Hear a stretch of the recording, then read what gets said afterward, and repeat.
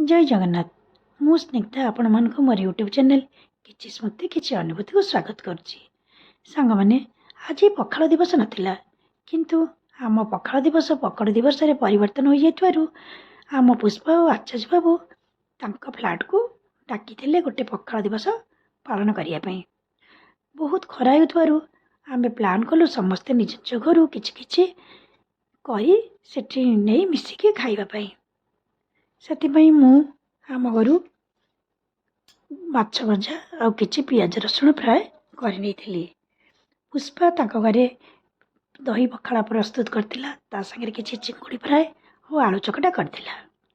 ମିତାଲି ତାଙ୍କ ଘରୁ ପୋଟଳ ଭଜା, ବଡ଼ି ଚୁରା, ଶାଗ ଭଜା, ଛୁଇଁ ବେସର ଆଉ ଗୋଟେ ପୋଦିନା ଚଟଣି କରି ଆଣିଥିଲା। ପୁଷ୍ପା ଘରେ ସମସ୍ତେ ମିଶିକି ଖାଇଲୁ। ପଖାଳ ଦିବସର ମଜା ସେଇଦିନ ହିଁ ଉଠେଇଲୁ। तापरे 5टा बेलू समस्ते घरे चा पी घर पाख केलुचरण पार्क को बुलवाक गलु। से पार्क रे आमे गोड़ देउ देउ कुआड़े जमी बिजुली मारी घड़घड़ी वर्षा माड़ी आसला। आमे सेठी गोटे सेड तले आश्रय नेलु। दीर्घ 2 घंटा बिजुली घड़घड़ी मारताए, बहुत डर लगता है, किंतु सेठी अन्य मानक उपस्थिति थिबारु टिके धम धरी बसतेलु। मिताली को बहुत डर लगता है, तेणु से खाली मुहरे हसी किंतु कान हाथ धरी बसताए। मते मते डर लगुता है। पुष्पा सेमती चुपचाप ही बसताए। पूरा संध्या हो गला।